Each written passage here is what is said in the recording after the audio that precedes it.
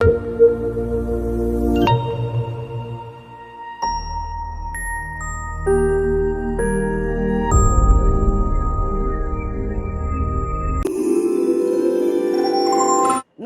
मी अनिता पाध्ये. मायाजालमध्ये आपलं सर्वांचं स्वागत आहे. गाईड स्पेशल एपिसोड्समध्ये आपण गाईडबद्दल बोलतो आहोत.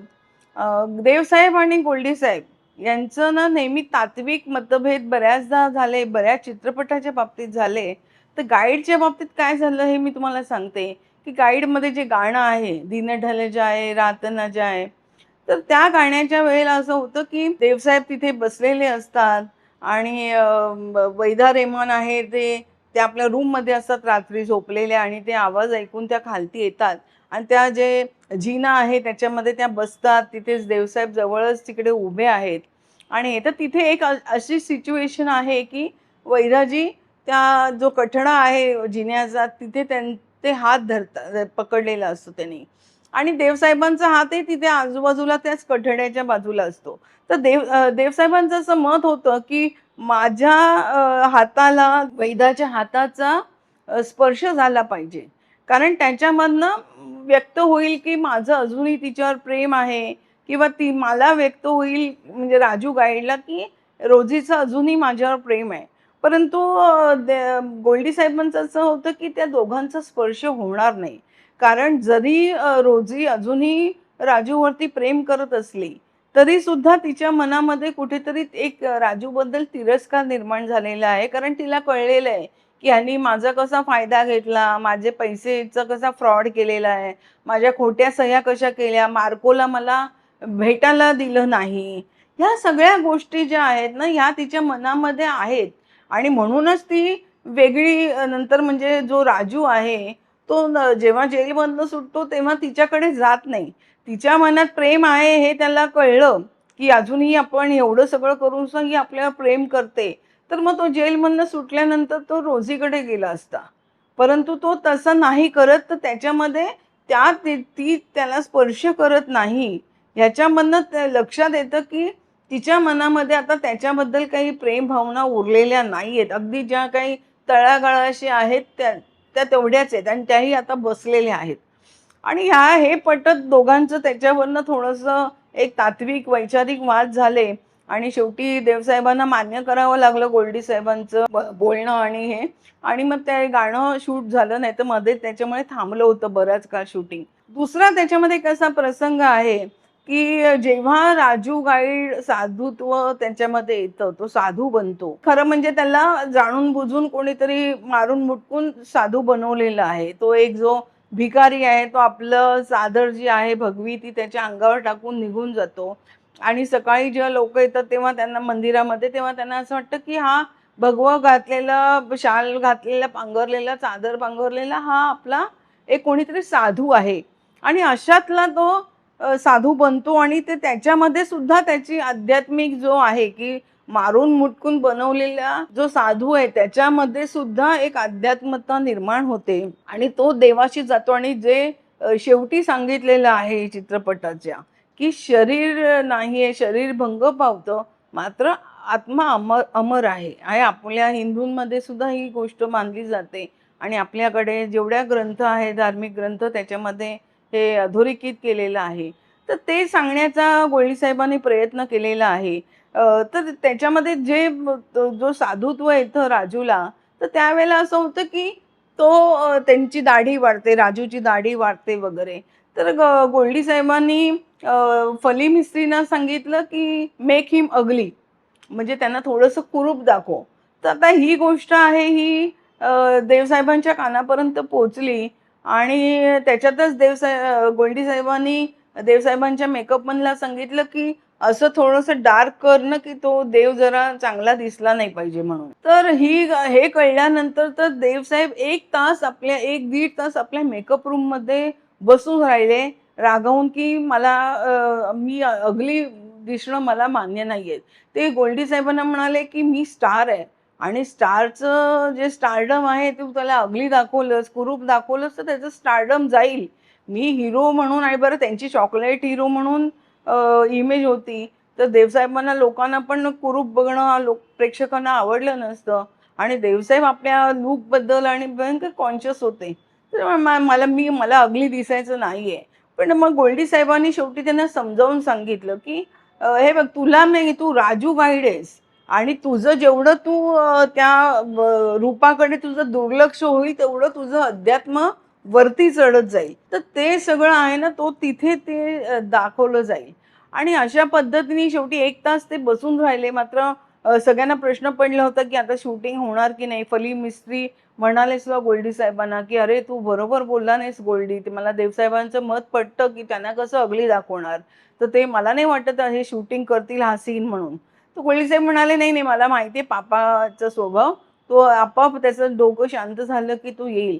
आणि खरोखर 1 तासाने देवसाहेब बाहेर आले मेकअप रूमच्या आणि त्यांनी सांगितलं, "बरं काय सीन आहे सांग?" आणि जो जसा गोल्डी साहेबांना सीन हवा होता, तसा तो सीन केला. याच्यामध्ये चित्रपटामध्ये एक प्रसंग आहे, की एक जी बाई आहे गावामधली, तिचं लहान मूल आहे ते मृत पावतं आणि ती त्या साधूकडे, राजू गाईडकडे घेऊन येते आणि सांगते, की तुमच्याकडे ही सगळी शक्ती आहे, दैविक शक्ती आहे, तर तुम्ही माझं मूल जे आहे, ते तुम्ही जिवंत करा. तो सीन शूट करताना देवसाहेब तर स्वतः रडलेच, खरोखरचे. मात्र पूर्ण युनिट रडत होतं तो चित्रित करताना, की इतका तो भावनिक सगळा प्रसंग होता.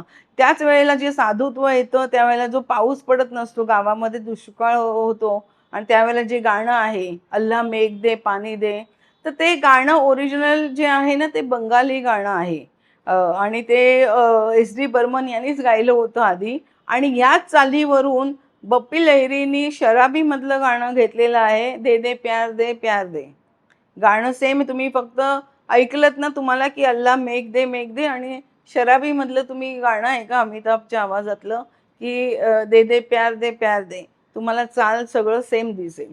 तर अशा पद्धतीने हे सगळं चित्रपटाचं शूटिंग झालं, चित्रपट पूर्ण झाला. मात्र नवकेतनचा हा पहिला असा चित्रपट होता की जो विकलाच जाईना, वितरक तयार होईनात. याची 2 कारणं होती. एक म्हणजे लोकांना काही कळत नव्हतं, की नक्की पिक्चर कशावरती आहे. मग अध्यात्मकावरती आहे, तर मग आध्यात्मिक त्यांना असं वाटत होतं म्हणजे मग ह्याच्यामध्ये की रोमान्स किंवा बाकीचे जे सगळे प्रसंग असतात, जे एका नॉर्मल फिल्ममध्ये असतात, तर ते तसे नसतील आणि काय तर हा चित्रपट चालणार नाही. आणि दुसरी गोष्ट होती, की ह्याच्यामध्ये लास्टला राजू गाईड म्हणजे देवसाहेबांना मारलं होतं, की त्यांचा मृत्यू होतो. तर मग देवसाहेबांचा हिरोचा मृत्यू आपल्याकडे चालत नाही हिंदी चित्रपटसृष्टीमध्ये किंवा भारतीय चित्रपटसृष्टीमध्येच. तर त्याच्यामुळे कोणी वितरक येत नव्हते. जेवढ्या अनेक लोकांना जवळ-जवळ 100 त्याच्या ट्रायल्स झाल्या या चित्रपटाच्या, गाईडच्या.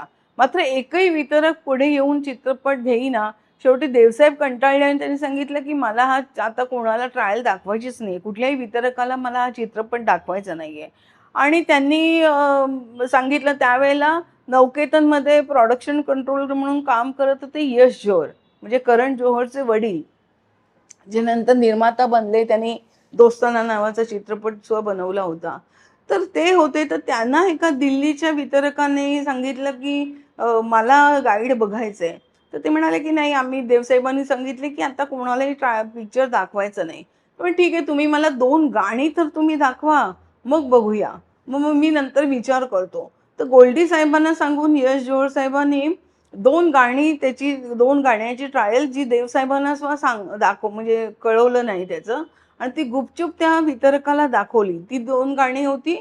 एक तो गाता रहे मेरा दिल आणि दुसरं होतं पिया तो से नैना लागिना. तर ती गाणी बघितल्यानंतर तो म्हणाले, की "अरे अफलातून गाणी बनवली आहेत. अशी गाणी कधीच कोणी चित्रित केलेली नाहीये. मी तुमचा चित्रपट घेतला." म्हणजे त्यांनी पूर्ण चित्रपट न बघता फक्त 2 गाण्यावरती हा चित्रपट घेतला आणि दिल्लीच्या वितरकाने चित्रपट घेतला ही मार्केटमध्ये बातमी पसरल्यानंतर हळू वितरक यायला लागले आणि मग सगळ्यांनी बऱ्याच वितरकांनी सगळ्यांनी म्हणजे ज्या टेरिटरीज आहेत इंडियामध्ये त्या सगळ्यांनी हा चित्रपट घेतला. मात्र जी फिल्म इंडस्ट्रीतली लोकं ट्रायल जी सुरुवातीची होतात त्या फिल्म इंडस्ट्रीतल्या लोकांना ओळखीच्या दिग्दर्शक असतात, निर्माते असतात, कलाकार त्यांना देवसाहेब बोलवत, तर प्रत्येक जण यायचा ना तो कुठलीही प्रतिक्रिया न देता निघून जायचा. या चित्रपटाचा जो प्रीमियर होता, तो मराठा मंदिरमध्ये झाला होता. तर मराठा मंदिर त्यावेळेला बरं मोठ्या ज्या चित्रपट असायचे त्याचं बहुतेकदा प्रीमियर जे व्हायचे ते मराठा मंदिरमध्ये व्हायचे. कारण मोठं थिएटर होतं आणि त्यावेळेला प्रीमियर सोहळा जो ना लग्नाच्या सोहळ्यासारखे असत. म्हणजे फुलमाळा सगळं ते थिएटर सजवायचं, खाणं-पिणं असायचं, लोक यायचे बाहेर, जे निर्माता असेल, दिग्दर्शक असेल, कलाकार असतील त्या चित्रपटामधले, ते स्वागत करायला बाहेर उभे राहायचे थिएटरच्या पायरीजवळ आणि असं सगळं सुंदर असायचं. तर जेव्हा गाईडचा प्रीमियर झाला, तेव्हा लोकं आली. मात्र ना एकदमच सन्नाटा होता. म्हणजे असं होतं, की अंत्ययात्रेसाठी हे स्मशानभूमीत आलेली आहेत की काय माणसं. कोणी काहीच बोलेना आणि चित्रपट संपल्यानंतर सगळे तडतड निघून गेले. म्हणजे बी.आर. चोप्रा होते, शक्ती सामंत होते, अजून कोणी यश चोप्रा होते. बरेच मोठे-मोठे दिग्दर्शक, निर्माता सगळे होते. आणि देवसाहेबांना प्रश्न पडला, की "अरे असं काय झालं? की काय हे आहे?" तर घरी गेल्यानंतर अमरजीत जो होता, तर अमरजीतनी सांगितलं, की "मी ना सगळ्यांना जरा काही लोकांना फोन करून विचारतो प्रतिक्रिया, की तुम्हाला चित्रपट कसा वाटला?" तर त्यांनी पहिलाच फोन केला बी.आर. चोप्रांना. तर बी.आर. चोप्रानी सांगितलं, की "भाई ने भाई को मार दिया." आता ह्याचे 2 अर्थ होतात. भाई ने भाई को मार दिया म्हणजे चित्रपटामध्ये गोल्डी साहेबांनी देवसाहेबांना मारलं. मृत्यू त्यांचा दाखवलेला आहे. दुसरी गोष्ट आर्थिकदृष्ट्या भाईने भाई को मार दिया म्हणजे चित्रपट चालणार नाही, भाईनी भाईचं नुकसान केलेलं आहे आर्थिक. हा त्याचा हे होता. बाकीच्या लोकांच्याही अशाच काहीतरी प्रतिक्रिया होत्या, की हा चित्रपट चालणार नाही, काही नाही. हा चित्रपट लागल्यानंतर थिएटर्सना विविध भारतामध्ये त्या म्हणजे सगळ्या ठिकाणी त्यावेळेला एका वेळी चित्रपट नव्हते प्रदर्शित होत, पण काही ठिकाणी जे लागले होते, दिल्लीला लागला, मुंबईला लागला होता, तो अजिबात रिस्पॉन्स नव्हता. आणि जेव्हा पावसाचा सीझन सुरू होत होता, तेव्हा हा चित्रपट प्रदर्शित झाला होता. आणि 10 आठवडे झाल्यानंतर त्यांनी पाऊस पडत नव्हता, तर देवसाहेबांनी एक जाहिरात दिली होती, की गाईड पाऊस आणेल म्हणून. आणि त्याचं असं झालं, की खरोखर मुंबईमध्ये पाऊस सुरू झाला आणि नंतर जी काही ना माउथ पब्लिसिटी आपण म्हणतो, की एका माणसाने चित्रपट बघितल्यानंतर त्याला आवडला. मग तो 4 लोकांना सांगतो, की "अरे पिक्चर खरोखर चांगला आहे." या माउथ पब्लिसिटीनी या गाईडची हवा बनत गेली आणि हा चित्रपट हळू-हळू चालायला लागला. म्हणजे बॉक्स ऑफिसवरती चालायला लागला. त्याचं एक रेप्युटेशन बनलं आणि नंतर हा एक ना क्लासिक चित्रपटाच्या यादीमध्ये फार मानाचा तुरा घेऊन पहिल्या 5 नंबरच्या चित्रपटामध्ये त्याचा समाविष्ट होतो. तर गाईडची ही सगळी कथा झाली. पण आता गाईड प्रदर्शित झाल्यानंतर सुद्धा बऱ्याच काही घटना घडल्या. त्या मी तुम्हाला पुढच्या एपिसोडमध्ये सांगते. तोपर्यंत बघत राहा गाईड स्पेशल मायाजल. धन्यवाद.